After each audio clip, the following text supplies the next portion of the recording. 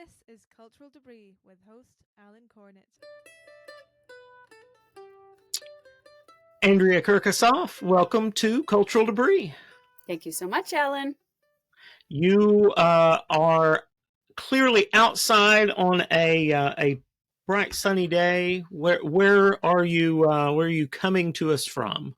Fortunately, I find myself in Mecosta, Michigan on School Section Lake in the most beautiful month of the year, September.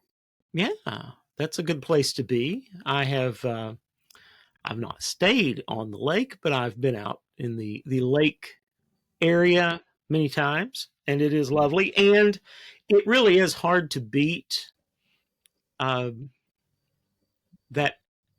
area of Michigan in kind of the end of summer, beginning of fall. It's very nice. So when I went to Mecosta long ago, it was in September. It was the beginning of September, and it was just gorgeous, wonderful. Bucolic. Yes. We have a Benedictine monk with us right now who knows a lot about peaceful places. And he said that he has found Mecosta to be an exceptionally peaceful and pleasant place. Ah, well, very good. Well, you have an official monastic endorsement there. Mm-hmm.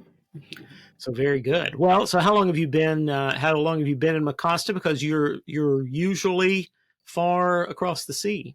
Mm-hmm. We've been here since the end of June, and it's been busy. Even though it's peaceful, there are lots of people coming to visit Mecosta in the summertime, and lots of events in Grand Rapids, nearby Grand Rapids. But I've been here since the end of June, and then I'm here until the bitter end of September. I leave on September 30th, arrive in Rome with the students on October 1st, and we will be there until the last group leaves in April. So hopefully I'll be back in May and get to spend 5 months in Mecosta. Oh, very nice. Well, I actually am also flying out to Italy on September 30th. Oh, on the same day. Wonderful. On the same day, although I'm not flying to Rome. I'm going to Genoa. Ah, okay. Then we won't be on the same flight. We will not, no. But we are going to Italy on the same day. I'm not staying for as long as you are, but I do, as you and I discussed briefly before we hit record, I do hope to see you in Rome. And got to visit you in Rome last May. Well, not this past May, but a year ago May. And and that was fun. It was quite a reunion because your mother was there. Marco Respinti was there. Marco's supposed to come down from Milan to visit us in Genoa one day. Oh, great. I just talked to him this morning, in fact. Oh, yeah. He messaged me this morning as well. And about today's Saints Day. Yes, Hildegard Binbingen, yeah. Right. And so Marco, I'm supposed to see Marco in Genoa. He's supposed to come down. He came down when Cecilia went with us, your sister, for those listening. When she went with us to Genoa, he came down and spent a day with us, and that was lovely. And so I got to see Marco at your house in Rome, and then also Gary Gregg, our friend who lives in Louisville and who has also been on the Bookish Questions version of this podcast, where we talked about his book. He also was there with students and so forth. So it was a fortuitous reunion with everybody, and it's a historic event. Yeah, it was. It's not in Rome very often. And then I got to see you in Grand Rapids at the Gerald Ford Center just a few weeks ago. So that was also nice. But now we are separated by some states, but through the miracle of modern technology, we can talk and see each other. So you have a new book. Yes, a new-ish book. Let's say new-ish, recent book. Right.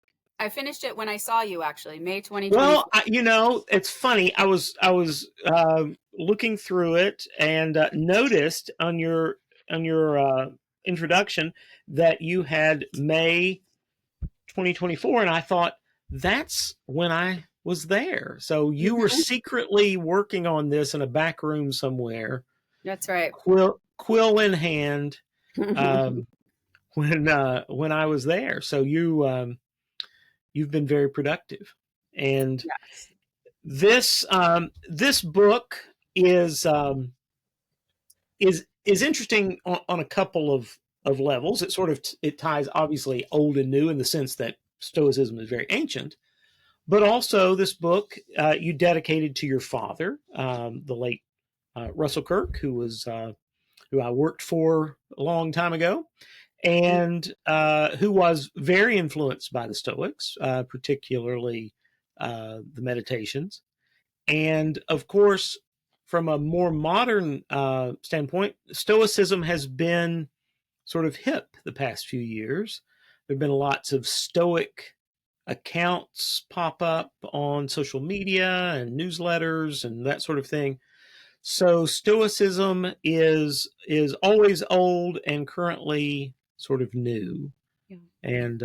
And you have given us this collection that is 365 lessons from the Stoics. So I am able to deduce that that's probably one per day. That's right. I love 365 themed books, books with that theme. In fact, I'll probably buy anything if it says 365 because I have a daily blog called Calendar Class. And so that's how I like to take in information. One digestible bit per day, and have the knowledge accumulate. So yes, in fact, it wasn't my idea. It was the editor's idea because I've written other wisdom quote books that also have 365 theme, but this one is different from the other ones. This one is bigger, more substantial. The other ones are little quote of the day type books that you can write in. Yeah. The 365 day format is good. I have, and we'll touch on this a little bit later. You have a Pope Francis wisdom book. I happened across a couple of years ago in a thrift store a Pope Benedict day by day book that was. I own that as well. And I saw it and I thought, oh, this seems great. And so I'm on my second year of reading through it. So I have it as a morning reading, and I usually have another book that's not necessarily dated, but just something that has short things I can read.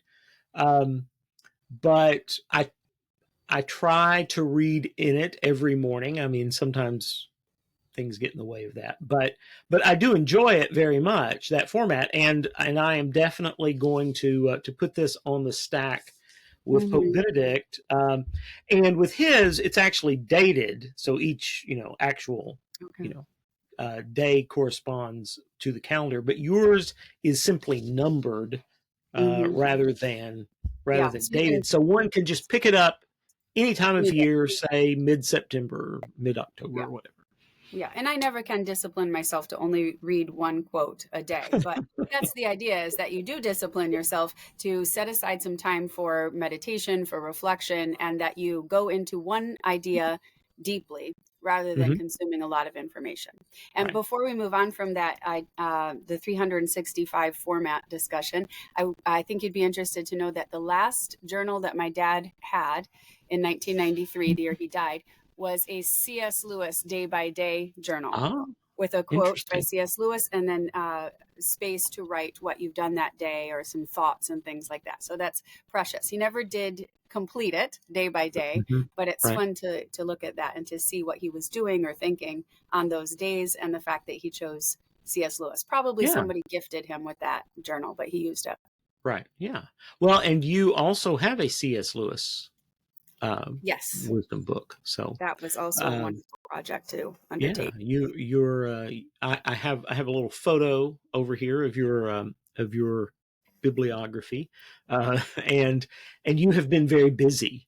I'm going to have to pick things up and try to catch up. But tell us a little bit about how this book came to be and why you decided at this point to look at Stoics. Yes. Well, again, it was pitched to me by my editor at HarperCollins. All of my 8 books that I've created for them have been pitched by them. So the first one was right after the election of Pope Francis, I was contacted by somebody at HarperCollins who was looking for a Vatican-based journalist to write a small book of Pope Francis quotes to introduce him to the wider public, because he was new and relatively unknown by the non-Catholic world. And so I took up that challenge and I wrote that book, and then it was successful and it was a great project from my perspective. So they asked me to do another one. I think the second one was the saints, and then there was a third one, Pope Francis's quotes on the theme of compassion during the Year of Mercy. And then Jesus, C.S. Lewis, Jane Austen. And then during COVID, they asked me to do a book on honey. So that wasn't part of the quote series books, the wisdom quotes. I'm very pro honey. Yes. When I travel, I try to pick up some local honeys and bring back as edible souvenirs. But yeah, I think that was probably my most enjoyable book. Intellectually, maybe the book on Stoics was, but honey was a delightful, delicious project. And they had an artist to create illustrations for each page. So it's also a beautiful book to look at. That's my children's favorite, of course. And then the Stoic book, I think it's a popular topic. And so the editors were throwing around a few different ideas. And this was, what it was is there was a man working for HarperCollins who took over from my usual editor because she was on maternity leave. And he had been a grade school teacher who implemented Stoic wisdom into his philosophy courses in elementary school. Interesting. And he was the one that pitched this idea, and it was immediately popular. And so the other staff members said, "You've got to ask Andrea to do that." And so we worked together on it, which was a delight. Yeah, wonderful. Well, of course, as we touched on, your father, to whom you dedicated the book, was greatly influenced by Stoicism, and of course, he grew up not really in an overtly Christian household, and was, I would say, kind of a practicing Stoic for a number of years in a lot of ways. He told me once that Marcus Aurelius and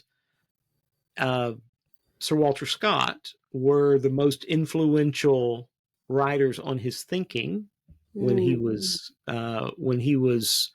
sort of developing his worldview and so forth. So those were on the one hand Stoicism, on the other hand maybe Romanticism, but Yes.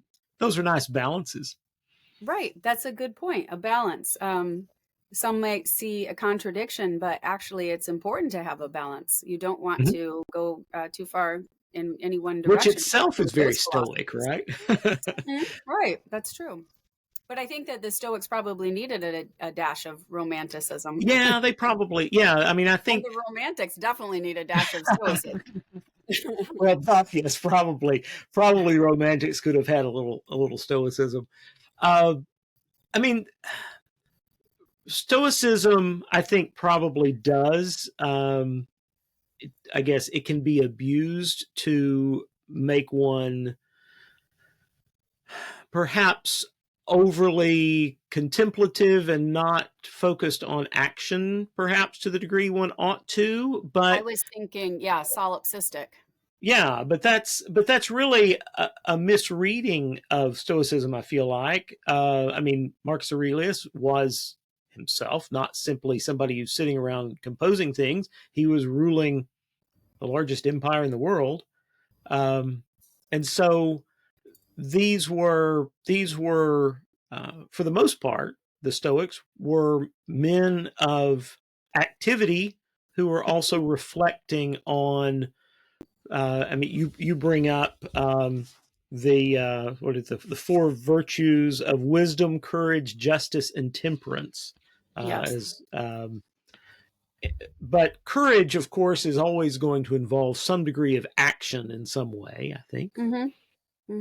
And self-denial is also a form of action by not taking action when maybe you want to not be ruled by the passions.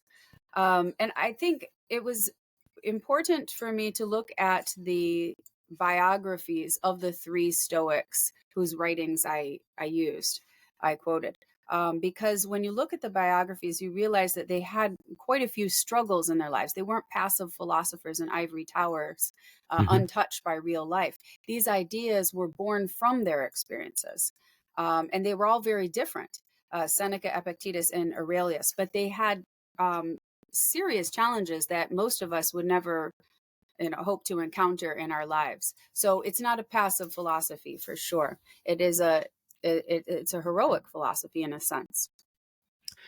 So how have the Stoics, and how maybe the process of doing this book, how did that have an impact on you? Has it changed your own view of things? Yes and no. I have to say that when I received the first email pitching this idea, I had very unstoical reaction. I was running around the house giddy, telling everybody about this email. I was just so enthusiastic about this project because from a young age, I've been interested in Stoicism, obviously introduced to it by my father. And I studied philosophy for the most part at university, and was very drawn to Stoicism, as I think many young people are. And of any age, but for some reason when young people in their 20s are introduced to Stoicism, there seems to be a real appeal to it as a very common sense, balanced mentality to adopt. So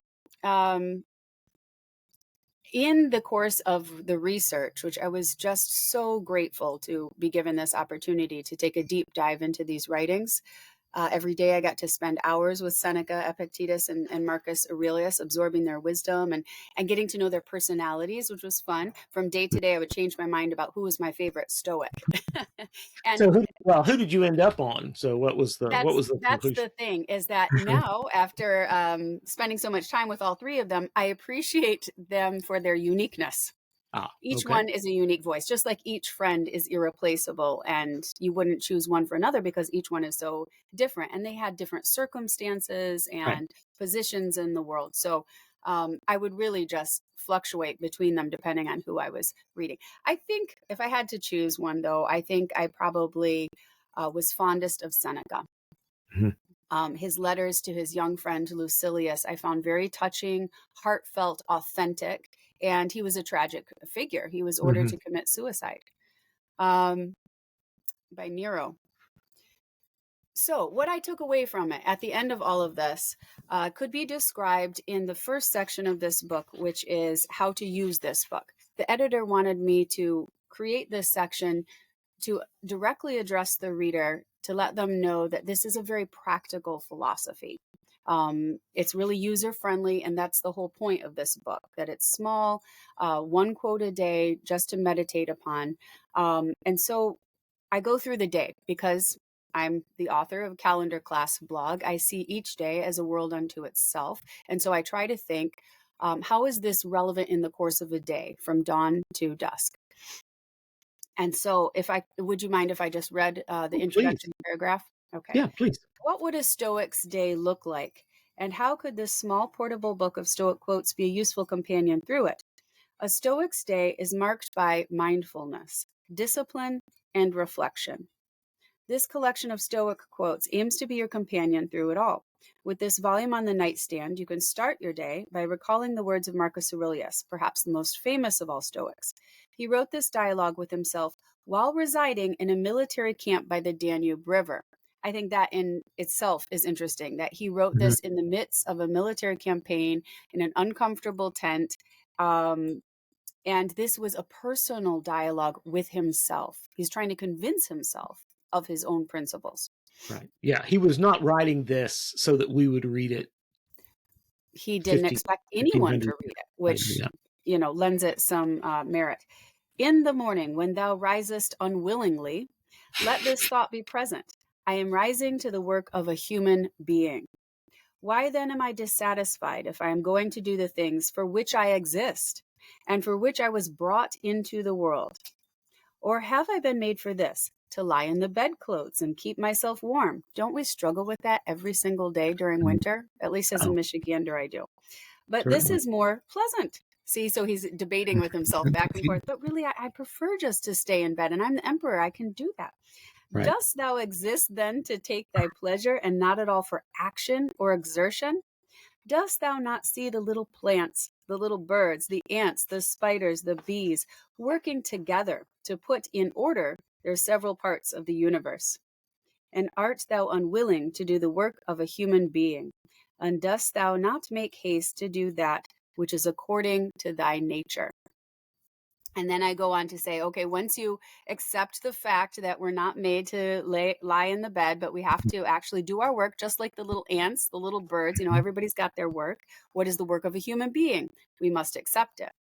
And then you get up and you give thanks, because it's not just, oh, duty, I've got to do this because I'm a human being. And he says then, when you arise in the morning, think of what a precious privilege it is to be alive, to breathe, to think, to enjoy, to love. So let us be grateful for the basics in life. And then we go through the day, and then we have to be realistic. We know we're going to face challenges. So sometimes we wake up, we have our wonderful morning routine by ourselves, and then we go out into the world and, it's not as happy as we imagined it to be. And so then Marcus Aurelius takes us through a reality check of expect people to be difficult and prepare yourself. But remember, they have human dignity just like us, and act accordingly. And then I appreciate that he tells us, don't be surprised when people act the way they act. Why are you surprised at that? When we always are realists about this. Let's not be romantic idealists. And then at the end of the day, it's very important to look back on it all and to kind of assess the situation, just like St. Ignatius of Loyola taught us through his nightly examen or daily examen. And then he says, not Marcus Aurelius. Now Seneca says, let us go to our sleep with joy and gladness. Let us say, I have lived. And if God is pleased to add another day, we should welcome it with glad hearts. When a man has said, I have lived, every morning he arises, he receives a bonus. So again, it's this idea of realism, gratitude, and duty. And then finally, memento mori, remember your death, is perhaps the most well-known of the Stoic sayings, and obviously a Christian theme as well. Sure, and this nightly reflection reminds us that each day is a life unto itself, and that tomorrow is not guaranteed. As Seneca says, one day, mind you, is a stage on life's journey. So that's the introduction, and that's what I really took. I implemented some of these Stoic expressions into my own daily routine. When I wake up, I say, I am alive, which is an affirmation, and then thanks be to God, which is gratitude. And then I have another little thing that I say about intention. And then if I'm not too tired, and if I remember when I go to bed, I say, I have lived, thanks be to God. So bookends that my life is not my own. It's a gift from God. It could be taken from me at any moment, which is a memento mori practice. But then the positive flip side of that is carpe diem, which means live each day with intention and living out your principles. Well, and two, we have to recognize that, I guess, the tensions of the day, the conflicts, whether minor or major, are themselves what constitutes living. We live in the world where those sorts of things happen, and that really is, we can't always sit by the lake, and yes, every day is not going to be like super comfortable. Right. And I have a little enclosed patio where I like to have my morning coffee and do my morning reading. And I always love that, time of calm, and admit that I sometimes resent it somewhat when the day schedule does not allow for it. But while those things are good, and we desire them, and justly so, ultimately the Stoics are telling us, and life tells us, that we have to actually get out and be alive, right? Right. But it's important to care for the interior castle, as yes. Saint Teresa of Avila said. It's important to Mhm. be a person of reflection when you have this calm space that you can enter into, even if it's not a physical space. Like you and I have our morning rituals with tea or coffee, reading, reflection, prayer, which is wonderful, and I advocate that. But it's not always possible. And so we can go into it in our minds, that same mentality, which is what Marcus Aurelius did in his military camp. Right. I mean, we don't have quite the flexibility maybe an emperor would in structuring our day. But that brings up that idea of balance again, brings up, I think, a modern problem, because modern life, and I guess maybe all life always has done this to us, but modern life seems to be accelerated in this area, in that we're so consumed with a wave of information, a constant stream of changing information, that we also feel like we have to engage with and interact with. Yes. And that very often precludes any kind of, on the one hand, contemplation or thoughtfulness, and on the other hand, sometimes can consume us to the point where we actually, while we are bustling with social media or the consuming whatever media is out there, maybe even a podcast, I don't know, but those are good, of course, but we can become so consumed with that we actually aren't doing what the Stoics are telling us, which is living. That at the end of the day, we've not really, as Marcus Aurelius says, lived as a human, right? We've not gone out and done the thing that humans do. Yes, we can't just passively receive from the news, etc. We also need to stop and to care for ourselves. And in fact, that's why Stoicism, I think, became so popular during COVID, is because of the mental health crisis.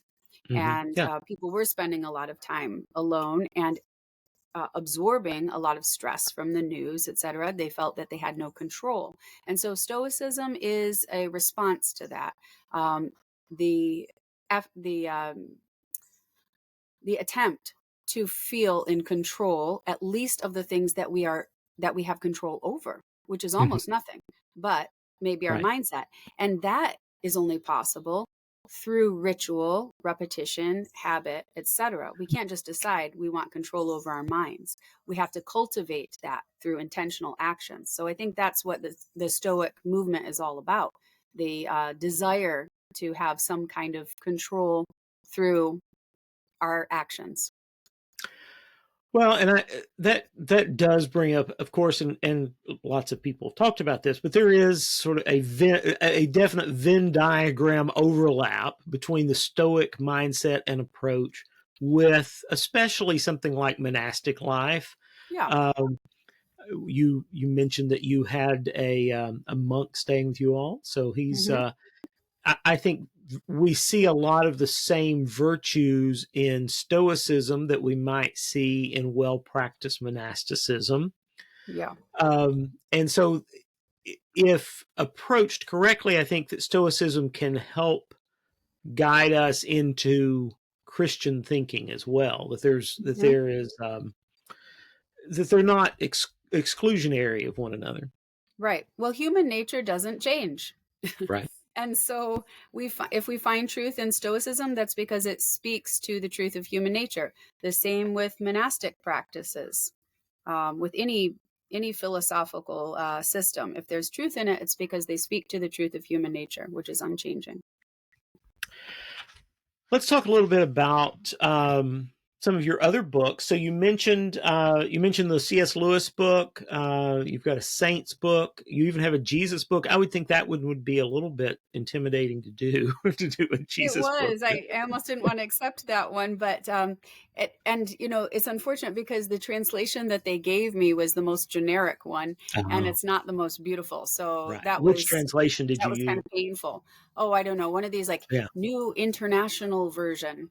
So it's all watered down, not very poetic. Certainly wasn't the St. James Bible, but.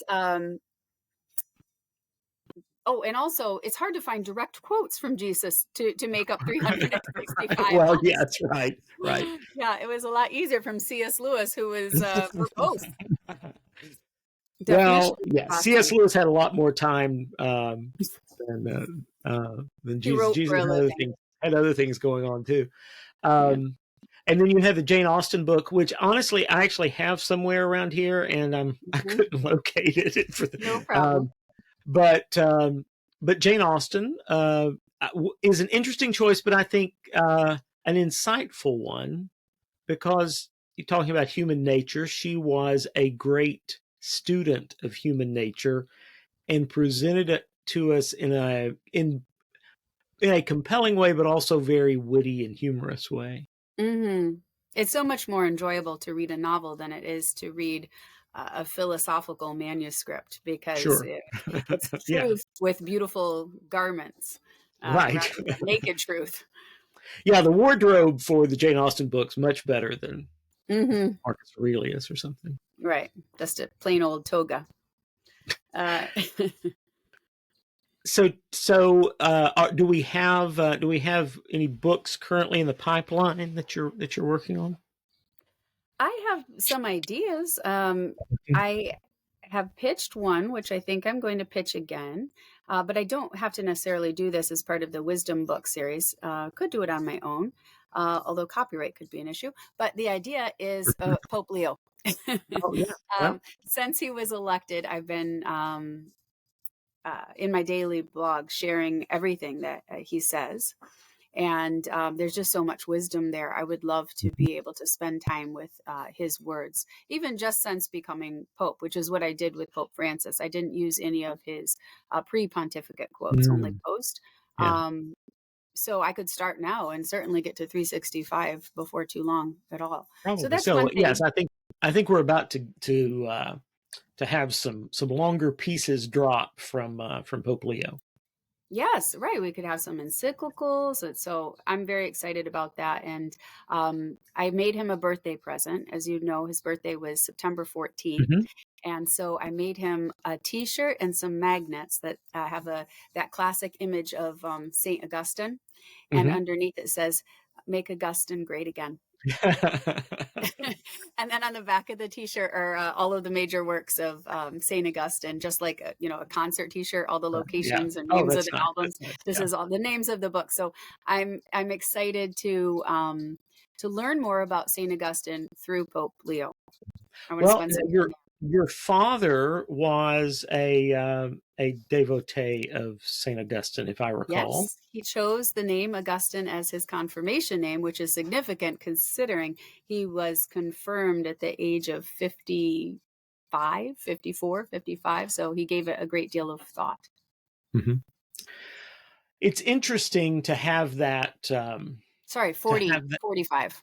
Yeah, I think to have that mindset from the new pope, because it is, I mean, of course, obviously within the great tradition, but it's a little bit of a different reference point that he's starting from with Augustine, because everybody. That's the great thing about the Catholic tradition, is that it's so vast. You can sort of find a comfortable place and begin your journey. And I think Augustine seems to be that for him. And of course, spend his days with the Augustinians. So Yeah, it's very beautiful. He's got some Augustinians moving into the apostolic soon. I've So I heard just about imagine them all wearing these T-shirts that I have purchased for them, saying their nighttime prayers. I'm sure Well, that's what you they're. need. I mean, this sounds like a great money making opportunity. I've already had a request for the magnet. Yeah. What, I oh, do okay. have I Well, do have a website. Now I just have to somehow put an Etsy shop on it. okay. Well, very good. Well, keep me updated on that, and we'll definitely share it. Well, let's talk a little bit about Pope Leo, because I mean, Pope Leo has not been Pope very long. It was just at Easter that that Pope Francis passed away, Yes. and it seemed like Pope Francis had kind of bounced back a little bit from his earlier time in the hospital, Mm-hmm. and then, of course, you probably had similar conversations, but people were talking about who's going to be the next pope and going into the conclave, and I said, well, the one thing I do know is that it won't be an American, and that was incorrect as it turned out. So we have Pope Leo. So what is your assessment of Pope Leo? Of course, you've been in Michigan for much of his pontificate, but you'll be back there soon. Yes. Well, I feel like I was there for a lot during those historic, dramatic days in Rome, because I was there for Pope Francis's death. I remember when my husband called me, we ran down to St. Peter's. I was there for the conclave, watching the cardinals walk back and forth on their daily route. And then I happened to, thanks be to God, happened to be there for the white smoke coming out. I was going down. I got to the security after waiting in the long line to get into St. Peter's Square, because everyone was watching every time the smoke came out, but nobody thought it would be that soon. Right. And so I got to the security, and all of a sudden there was this huge roar, and everyone started pushing forward. And the 19-year-old female security guard was paralyzed with fear. She stood there in front of the metal detector, and she literally froze. And so I had to help people get through. There was a tiny South American bishop right in front of me who was going to be run over by the crowd. And so I got him through. And then there was this Italian guy with a newborn baby in a stroller. Probably a bad idea to bring her. Perhaps. And then she got through. So anyway, it was chaos, but it was very exciting. I've never experienced anything like that. And then we had to wait an hour and a half for the new pope to come to the loggia. And some Italians next to me had to tell me what was going on. I couldn't understand what. And they said, he's American. I said, no. Are you sure? And we had no internet coverage there, because there was either a block on it, or there were just too many people on their phones. And so they told me, and I said, well, what's the name? And I don't know. I can't understand. And they said, are you happy? I said, well, I guess so. I don't even know who it is. Because that very morning, there were reporters everywhere in Rome. And that very morning, Tony and I were driving by the Vatican, and we saw someone he knew from years ago in journalism, pulled over, said hello, and talked about who could be Pope, the papabile, etc. And then as we drove away, Tony said, it could be Prevost. And I said, who's that? He said, an American cardinal. I said, Tony, no, not in our lifetime. Famous last words. So Tony takes the credit for always predicting who the Pope least for these last two conclaves, which is very strange. But of course, in hindsight, looking at Cardinal Prevost's biography and personality, etc., the cardinals knew that he was papabile, but I think the laity didn't as much. So it makes total sense. I had heard his name mentioned. I mean, I'd heard people say, well, if it's going to be an American, Prevost may be it. But I was so convinced it couldn't be an American. Exactly. Me too. That how many Americans are multilingual? How many? Well, that could be Pope, but he was. If you look at his resume, I honestly don't know if there's ever been a better papal resume. Exactly. Well, maybe Peter, but I mean, just for the modern papacy, for the modern papacy. I mean, even of course, I have particular respect for Pope Benedict. and probably the greatest theological thinker we've had in many years, maybe centuries. But he didn't even do what Cardinal Prevost, Pope Leo, had done, and spent so much time as a missionary and a bishop in South America, and also served in the Vatican, but also was worldwide head of the Augustinian order for 2 terms. I mean, plus, was an academic, trained as a canon lawyer. I mean, all of those. It's just sort of the perfect confluence of skill set and experience. It seems and like, let's not forget personality. Not and only personality, is yes, calm and humble and logical, but also he has incredible self-discipline. I have from an inside source the knowledge that he only sleeps about 4 hours a night, and that he then takes a little siesta in the middle of the day, and he still exercises. Like, his brain is sharp. He's devoted to exercise in order to serve the people. It's incredible. Well, and I think that's a reason too, that talking about having kind of a routine to think clearly. I think that's a reason why he has so aggressively embraced Castel Gandolfo.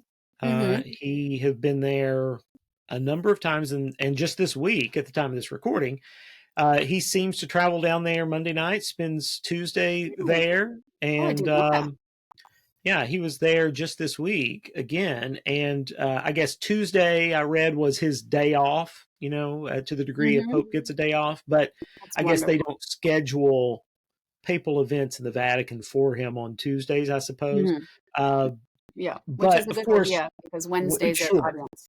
Right. So I think, but of course, he receives people at Gandolfo and so forth. It's nonetheless, it's hard. I would think being Pope's kind of like being president. You're never really off, right?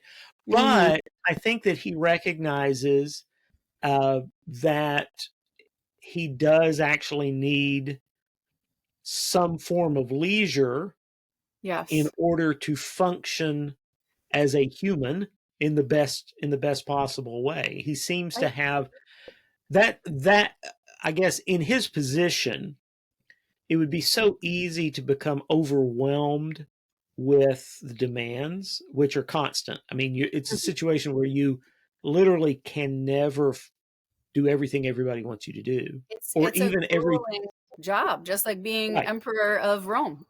Sure. Aurelius and the Pope had something in common. There's always something, and always many somethings, that genuinely should be and need to be addressed.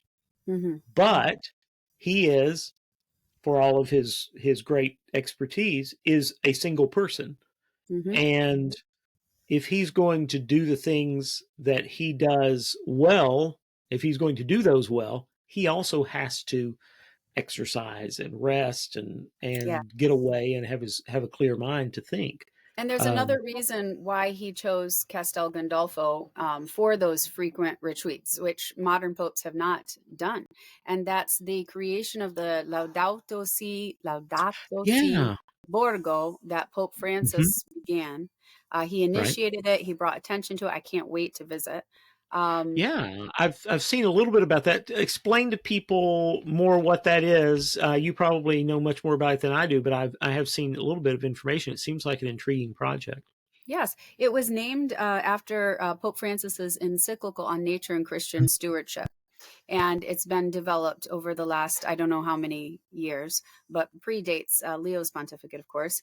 And so he's inaugurated it, and it's a place where you can visit in order to not only be in a harmonious, cultivated, landscaped park, which is part of the papal palace. So it's a place that you can visit along with the palace while you're visiting the town of Castel Gandolfo. But it's also a place where you can learn about Christian stewardship. And that's all I can say about it right now. But I have a meeting on Monday with 2 authors who are working on that idea of Catholic in particular stewardship of nature. And we hope to visit the Laudato Si park together. So I can report more about that back to you in a few months. Yeah, wonderful. I look forward to hearing about it. I would very much like to get down there. That's not going to happen on this trip to Italy, but perhaps a future one. I can make it down to Castel Gandolfo It's and a see it productive all. place too. I mean, they have a dairy. They actually supply the Vatican grocery stores with milk and eggs and honey. So Oh, I'll very definitely be nice. buying some of that. Yeah, well, I was going to ask, can you buy? Can one purchase the honey? I need some. I I believe need so. some I've been good asking honey about that. before I I move. haven't been able to get there myself, but I will find out for you and definitely get a jar. All right. Well, perhaps we can discuss this a little more in Rome. Perhaps you might know a little more then, and I look forward to hearing that. Well, uh, we are recording this in September. Hopefully, people are listening to this in October, and I got it properly released. But October contains both the birthday of your father and his favorite holiday, Halloween. And I got to spend a lovely October in Mecosta, and we had a dress up on Halloween and decorated and gave out candy. And your father was very excited. He scared children, and which excited him. So a few years ago, I decided I dubbed October as Russell Kirk month, which someone at the Kirk Center had the intelligence to morph that a little bit into Kirktober, which I love the name and kicked myself that I hadn't thought of it, but I have adopted it. And then of course October 19th, I dubbed Kirk Night. And you have celebrated that yourself. I've seen photos. That's right. Yes, it's a tradition now at the Villa Magnolia, which is the name of our campus in Rome. We have all the students dress up. We have some cocktails. We follow the formula that you have provided, the template you provided for us of cocktails and some ghost stories by the bonfire. And we usually play Snapdragon, which is very good. Yes, that's very appropriate. So my inspiration for Kirk Night was Burns Night, and I thought, well, we have Burns Night when everyone gets together, and so ultimately, I mean, you really are carrying out Kirk Night closer to the vision, I think, than anybody else. For a few years, I got together with Gary Gregg and Sean Southard, and had a meal together, celebrating Kirk Night. And recently, I have been in Italy for Kirk Night, and so my friend Tom Ruby and I have been celebrating together. I usually have my my little picture of Dr. Kirk, and we will have a toast and a rich dessert. Oh yes, rich dessert. You got to have a rich dessert, and acknowledge the good work that your father did and the influence that he's had. And the Kirk Center it seems to be doing really well. Yes. And, but Alan, I'm so grateful to you for starting this tradition because it's a delightful way to introduce students, the students that we live with, 42 this coming semester. Oh, wow. To my dad, because of course, a lot of people know about Charlie Kirk, for example, because of his tragic recent end. But not a lot of people today, unfortunately, know about the work of Russell Kirk. And this way, the Burns Night is a great example because it has kept the memory of Burns alive and his poetry read. And using that same formula, we're keeping the legacy of Russell Kirk alive and introducing him to new people through a medium that they would never have expected, the ghostly tale in October. Right. So it's perfect. Yes, exactly. I mean, the October, his birthday, Halloween, and the ghostly tale it's all too good to pass up. So it feels like it has to be done. Let me ask you, since you mentioned having your students, tell me briefly, and I'll let you go then. But tell everyone a little bit about what you do with students, where your students from, and you have the campus there in Rome where they stay. So tell us a little bit about that program. Yes. Well, Tony and I created our company. It's called Roots in Rome. And it was actually inspired by the Rome chapter in my dad's book, Roots of American Order. Mm-hmm. So the idea was to carry on Dad's legacy in Rome in some way. And Kirk Night is a great new way that we can do that, introduce the students that come to us every semester. So we rent a villa just up the street from St. Peter's, and it's about a 15-minute walk. And we have students with us both semesters. And in between those semesters, we have groups for shorter stay, like Gary Gregg's McConnell Center students from the University of Louisville, Kentucky, who are with us for the election of the new Pope, which was incredible. Oh, that's right. Yes, I've forgotten NBC that. With, what's his name, Holt? Lester? Oh, yeah, Lester Holt? Yeah, they were on the rooftop of the Augustinian headquarters. Oh, St. Peter's. With Lester Holt on NBC or MSNBC. Wow. And when the white smoke came out and for the announcement of the first American-born Pope, it was incredible. Anyway, so we have these wonderful students with us in the fall semester and in the spring semester. And then we also have pilgrims. We have adult groups who come and we take care of them in Rome. We have a humanities-based program for our students during the academic year. And I am one of the art and architecture instructors. So I have the incredible privilege and pleasure of walking around Rome, explaining the story, Rome's role in the story of civilization through art and architecture to these students. Yeah, wonderful. Well, and I homeschool as well. So, sure. That's and writing books is a great pleasure. But yeah, my other work is writing books and doing the daily blog and homeschooling the kids and keeping the house clean and things like that. Yeah. Well, you are living as a human. Yes, living as a human. You're doing the good work. Well, I look forward to seeing you in Rome, and it will be after Kirk Night, but close to your own birthday. So you get to enjoy the Kirk month a little extra special. Yes, we shall certainly celebrate. And this is my 50th birthday, Alan. So I'm living it up big. I don't know exactly what I'm doing, but I think I'm going to celebrate the entire year, the month and the entire year. Yeah, absolutely. As somebody so my 50th birthday was during COVID.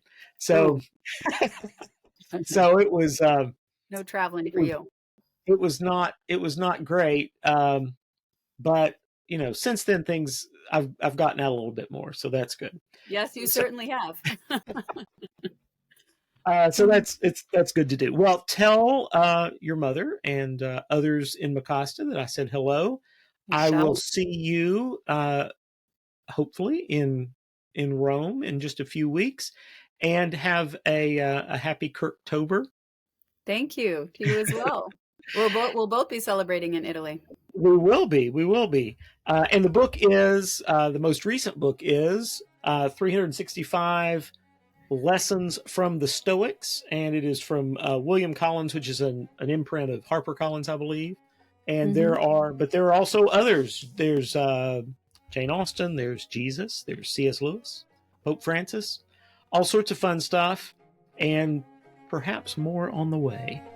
I hope so. God willing. Andrea Kirk Assaf, thank you very much for being on Cultural Debris. Thank you, Alan. It was a delight.